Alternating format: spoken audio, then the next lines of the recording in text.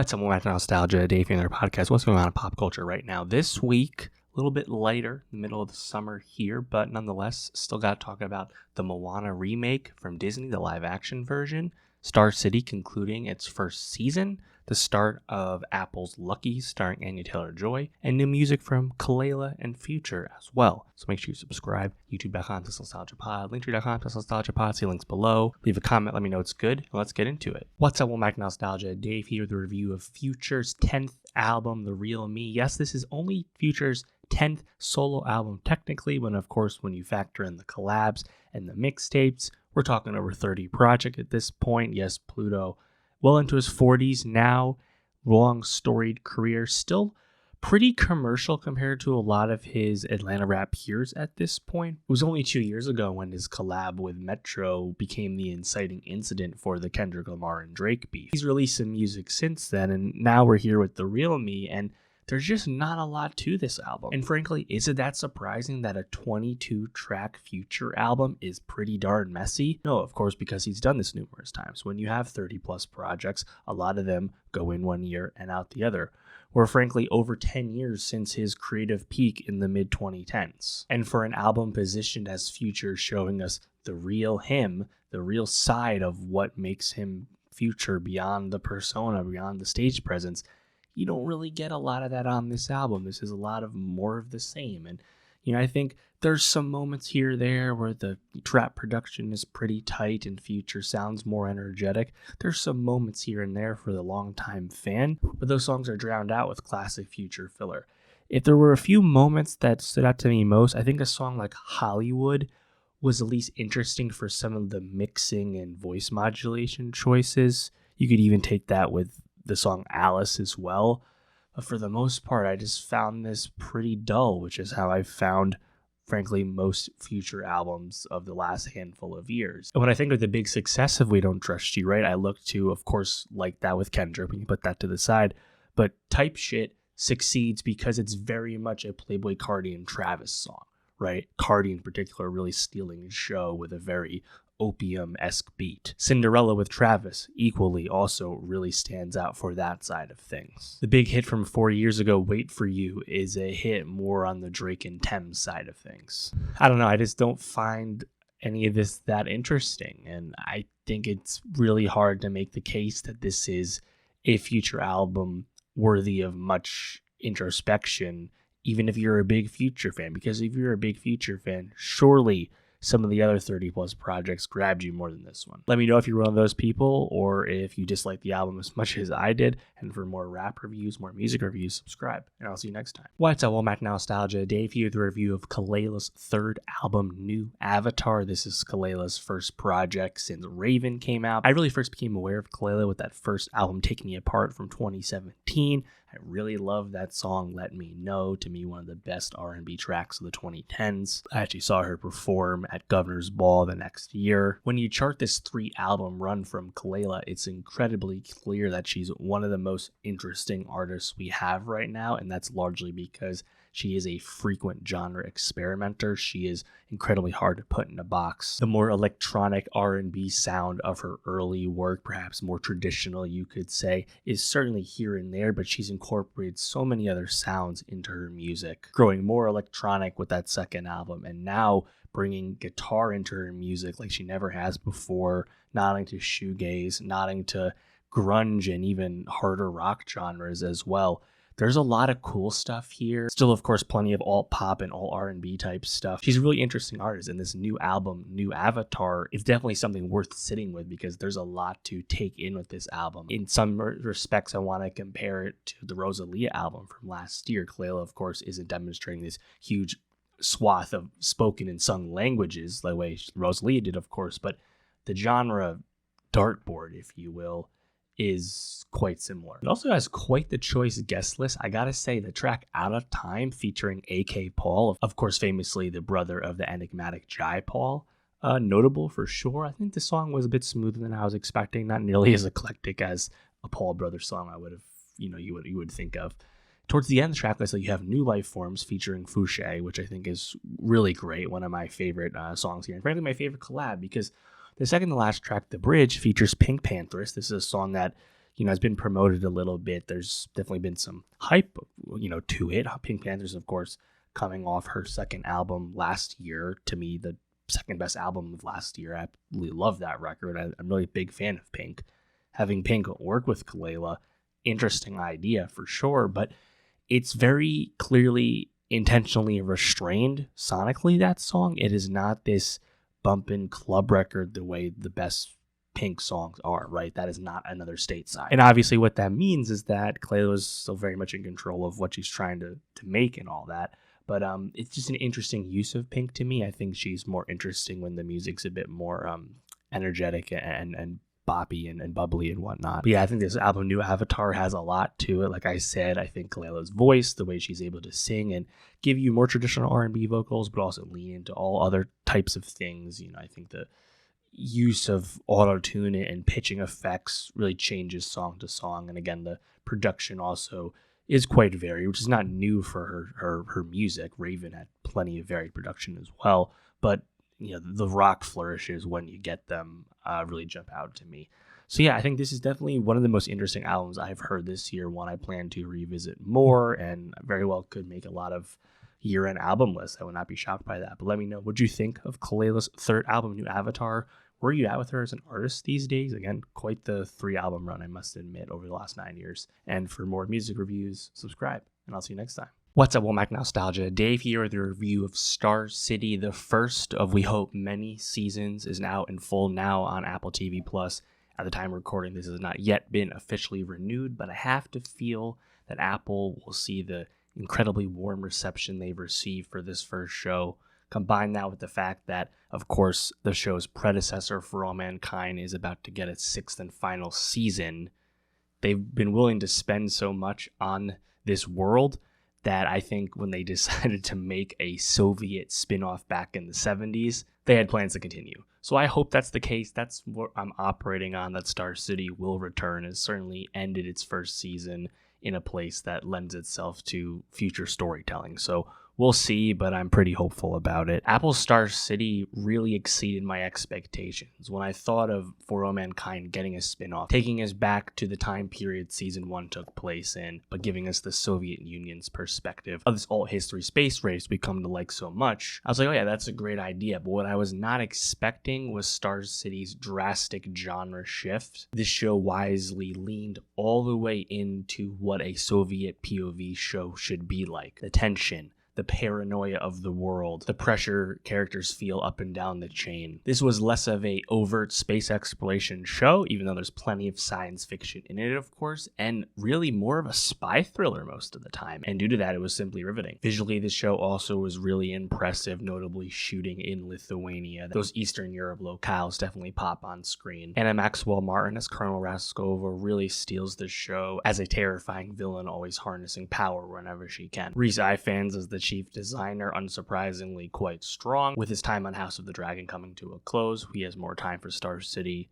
moving forward. I was actually quite surprised where his character left off in season 1. I thought they were really obviously telegraphing that character's fate, and it actually went in a different direction by the season's conclusion, so that was a pleasant surprise. Star City really takes it to that next level as that rest of that cast really shines. All of these are largely unfamiliar faces to the average viewer. I think some of these people we've seen before as more supporting players. There's some Chernobyl alums here, some English theater folks. But you have Agnes O'Casey as Irina and Joseph Davies as Sergei Nikolov, characters we know from For All Mankind in their older forms. But to see them portrayed in their earlier years with Star City worked incredibly well. Was there a sense of plot armor, particularly for Sergei at parts for me? Yes, as his character was flying a bit too close to the sun in the back half of Star City Season 1 after he's been effectively grounded and sidelined and taken off a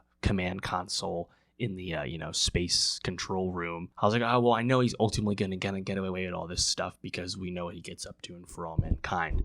But I still like where that character went and how it interacted with various other aspects of the story. And yeah, Agnes O'Casey, same thing. Like Irina, we know the type of cunning operator she becomes in terms of a KGB veteran and a big aspect of Roscosmos and Star City and all that, again, through For All Mankind. But to see her humble beginnings and her ability to perhaps very willingly lean into becoming a cutthroat spy.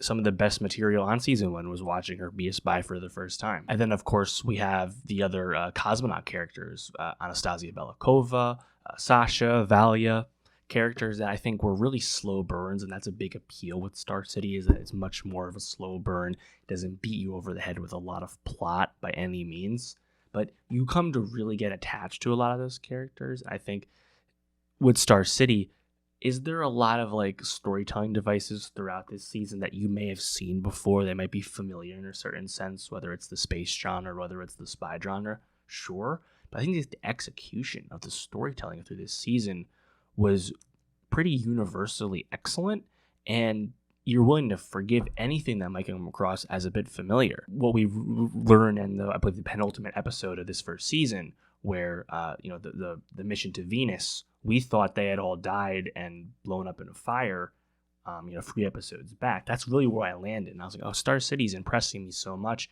They're actually going to kill off Valia and Sasha and Priya kind of unceremoniously and have this be this really tragic moment. And I was like, that's quite ballsy. I appreciate that.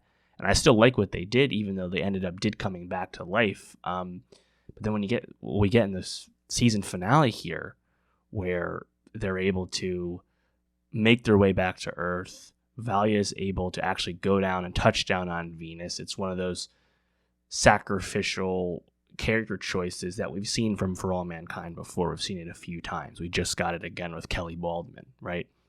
But to see Valia, who we already had watched quite rivetingly be exposed as an American spy, right? And then he sneaks aboard onto this mission to save his own skin, basically.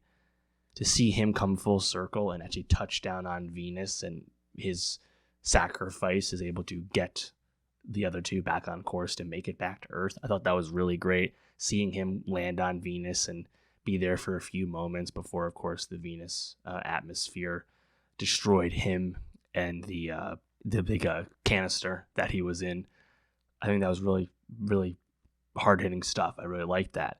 And, watching the finale from there perhaps get a bit Hollywood, right? Do we have to strain a little bit of credulity? Do we have to lean into sci-fi a little bit more to see Sasha and Priya make their way and land with these new coordinates, which is this big tension point earlier on in the back half of the season here? But they land a little bit short. They don't make it to Finland. They land on the Soviet border after having their course disrupted by a Soviet jet, and watching them kind of run through the forest trying to get to that Finland border to escape the Soviet Union. It's very like Owen Wilson Behind Enemy Lines. And they take it to the next level where they have Anastasia leave the space station and take the emergency descent module and land 15 miles away from where they landed and get there in time. I was like, oh yeah, that's a little it's a little hokey, I suppose. But the show, again, because it's such a slow burn, it did a really good job of building up Anastasia and Sasha individually, then watching them get thrown together as this arranged political marriage on behalf of Star City and the Soviet Union, and then see them through that shared experience, through that shared trauma, opposites attract, whatever you want to say, actually develop a care for each other due to that shared experience they have. And then seeing them both make the ultimate sacrifice, where Sasha willingly lets himself be captured right at the border, does not escape into Finland, sending off Priya on her own. It's a hard-hitting moment. I obviously you're rooting for him not to do that, but now we have both of them, of course, detained. And as I said before, the chief designer was not, in fact, killed off in this season the way I really expected him to be. I mean, he's frankly a character we don't even know his actual name. We only know his title. And he's been under a, gardening leave, sunsetted ass detention for some time. It's like a lot has progressed with these characters, right? Meanwhile, we still have the lingering threat of Tanya safely being absconded out of Star City and now, dyeing her hair and living in Paris. But it sounds like one of the Star City, Soviet spies that we briefly met in the beginning of the season in the Paris sequences, which were great, seems to be onto her. Can't wait to see this show get back. And it's again, I think it's very interesting that what makes this show so appealing is all these elements that are not like For All Mankind, right? Or I think For All Mankind, the reason why it's been able to run as far as it has, and frankly, has engendered quite the fan base despite some up and downs with its quality and just some storytelling faults, is it has a tone that I think people really aspire to and enjoy. This kind of more optimistic, kind of more almost like a Star Trek-y style tone, you could say, right? It's very positive and a well-intentioned type of storytelling and mission and message. And Star City really is showing you the dark underbelly, the other side of this whole conflict, which of course is, living in an authoritarian country at the time with the Soviet Union, and how their relationship to the space race and the pursuit of political power and propaganda use and things like that. It's really quite sophisticated. I think it's also just much better written, frankly, than For All Mankind has been from time to time. But ultimately, they're very different shows. And I think that's so cool that they wanted to do this. From what we've heard from the creators, which of course are the co-creators of For All Mankind as well, Matt Walpert and crew, they said they want to keep Star City in the 70s, not doing these decades-long jump with each season the way For All Mankind did. And that's a great choice. Obviously, we don't want to watch Star City or immediately start turning over cast. I think that's a cool choice. I think there's so much fertile ground to be with in the 70s Soviet Union. The Soviet Union is frankly not too far off from our reality. Of course, the world of For All Mankind really changes from our reality due to this space race altering history. That's what makes For All Mankind so fun and so cool. But Star City, I think, is wise to take its time because the slow burn nature of it has been so rewarding this far. And I want to keep all these actors on the show. I think the ensemble's really rounded out nicely. And I'm looking forward to seeing more of the familiar faces like Sergei and Irina, but also seeing these other folks that we don't know their fates. Quite a pleasant surprise, to say the least. And certainly a stronger season than the For All Mankind season we just had. Let me know, though, where are you at with Star City? Are you as frankly blown away, pleasantly surprised by this first season as me? Let me know. And for more TV reviews, subscribe. I'll see you next time. What's up, Welcome Back Nostalgia? Dave here with a review of Lucky, the new crime thriller miniseries starring Anya Taylor-Joy, debuting its first 2 episodes on Apple TV+. This series is based on Marissa Shipley's 2021 novel and has been adapted by Jonathan Tropper, who recently has found pretty good success on Apple TV Plus with his other show, Your Friends and Neighbors, which just got a Best Drama Series Emmy nomination, surprisingly. And in addition to Anya Taylor-Joy, we also have Anjana Ellis-Taylor, Timothy Oliphant, Drew Starkey, Clifton Collins, and Annette Bening rounding out the cast. And I think most excitingly of all, Lucky marks Anya Taylor-Joy's return to the TV miniseries format, her first time on TV since, of course, starring in Netflix's COVID sensation, The Queen's Gambit, back in 2020. Since then, of course, Anya Taylor-Joy been much more of a movie star as one of the signature talents of her generation. And I do find the timing of this return to TV a bit amusing because, of course, if I reflect back on Anya Taylor-Joy's, kind of breakout, on the film side, Thoroughbreds, back in 2017, she, of course, starred in that film alongside Olivia Cooke, who of course is now one of the stars of HBO's House of the Dragon. Do I expect Lucky to be as dominant of a ratings force as House of the Dragon is? Not necessarily. Apple definitely has some other stuff going on right now, like the return of Silo, the enduring run that Widow's Bay has been on. But there is some runtime in the quieter summer TV months for Lucky to become a big hit. While it's exciting to see Anya Taylor-Joy return to TV after a few years with Lucky, and Jonathan Tropper deserves some grace with his previous successes, his miniseries feels a bit paint by numbers from its early episodes and perhaps would have been more compelling in movie format. Taylor-Joy is one of those signature talents, so I'm interested in seeing the series play out, but I wish the story and plotting were more interesting than they ended up being. The show falls into a classic TV trope of the moment where we flash forward just to immediately flash back. The first episode also nods at some childhood trauma. The story of a con artist going on the run and having to flee organized crime and the mob. That's cool and all. I certainly would have been interested in seeing the con play out. We leave Las Vegas incredibly quickly, traverse to more descript desert locations in its place. I don't know. I just wish this was grabbing me a little bit more. But because it has Anya Taylor-Joy at its center and how universally excellent she always is, I'm looking forward to seeing how this plays out.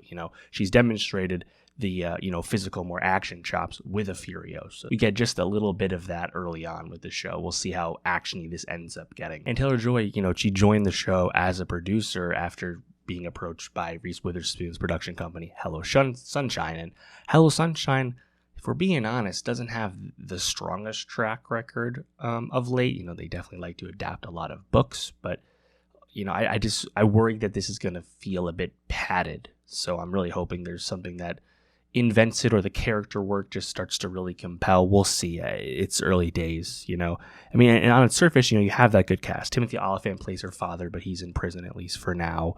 Drew Starkey plays her husband, who screws Lucky over in the early part of the first episode. Annette Bening is that crime boss. Clifton Collins plays one of her enforcers. Anjanou Ellis-Taylor is the lead FBI agent hot on the trail. That's a good cast of characters there. I just hope we can get beyond the general archetype structure there. Definitely a lot of music drops in that first episode as well. I did appreciate hearing Fred Against Delilah in the early moments of the first episode. Let me know where you're at with Lucky. Are you planning to stick it out and finish the miniseries? And for more TV reviews, subscribe. I'll see you next time. What's up? Welcome back to Nostalgia. Dave here with a review of Moana, the live-action remake of the Disney animated film that, of course, has become one of the biggest successes for Walt Disney Animation in the 2000s at this point. Coming from a relatively modest box office in 2016, the first Moana film took off to such a degree that it's one of the most dominant forces on Disney Plus today, and is, of course, very popular with children. Of course, it came as no surprise that Moana 2 would find much greater success in becoming a billion-dollar grosser at the box office. You might recall that Moana 2 released at the end of 2024, meaning it's been less than 2 years between Moana 2 and this live-action remake of the first Moana film. And, of course, that first Moana film only came out in 2016. This is by far the shortest gap Disney has done between any of their animated films and their live-action remake counterparts. Therefore, it's not surprising to see the Moana remake failed to perform at the box office to the degree that it has thus far.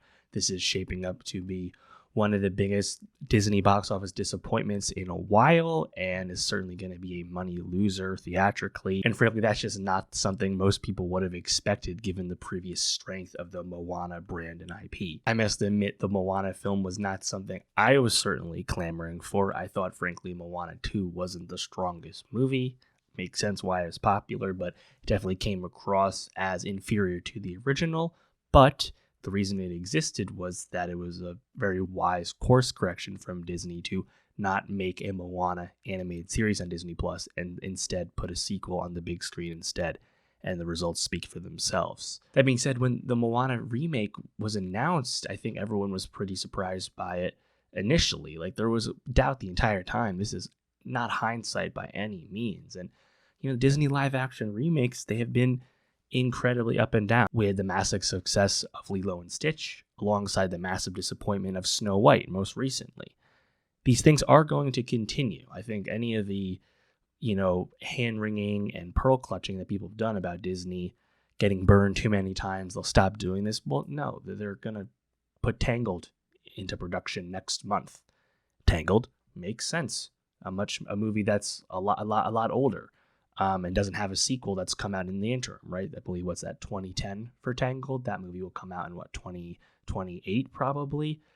Much longer stretch of time than less than 2 years between Moana 2 and the live action remake of the first one. So we've established that no one expected this movie so soon, and the performance largely makes a lot of sense. But is the movie at least good for what it is?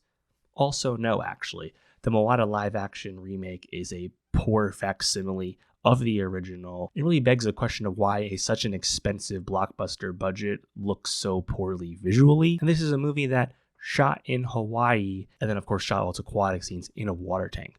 Why are the visuals so flat? That lighting, that grading, it just does not visually pop at all. And you compare that to, blockbusters on TV like House of the Dragon. You compare that to really anything with a visual point of view on the big screen. This does not make much sense why this movie looks so flat. And this movie was intentionally a remake, does not add anything new, does not add new songs except for something in the credits from Lin-Manuel Miranda.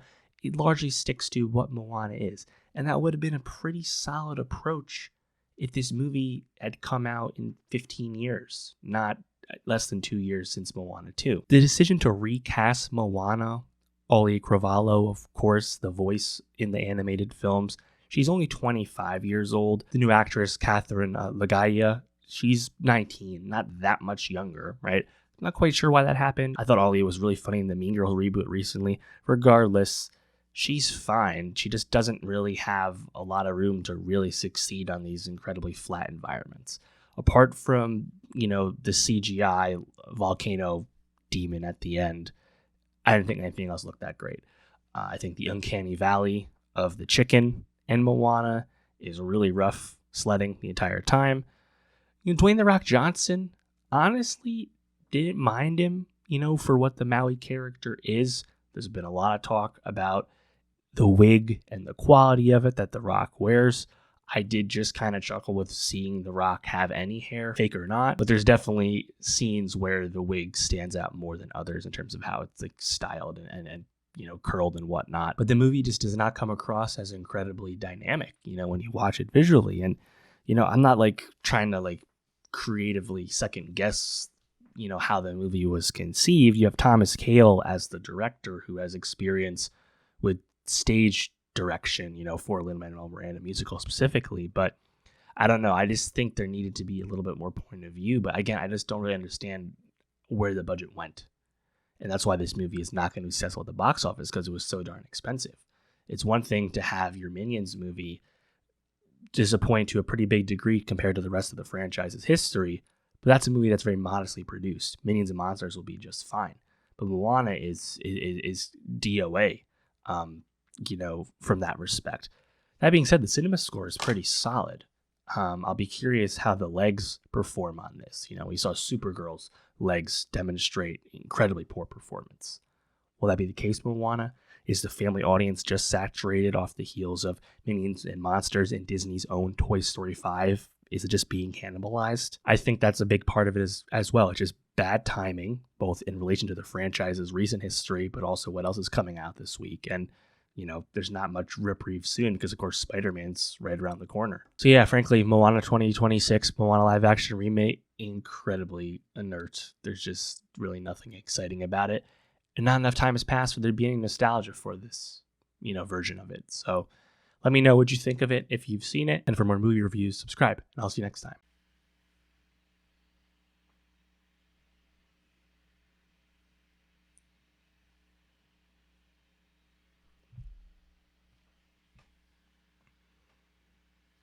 All right, that's going to do for the pod this week. Next week, of course, we have to talk about Christopher Nolan's The Odyssey.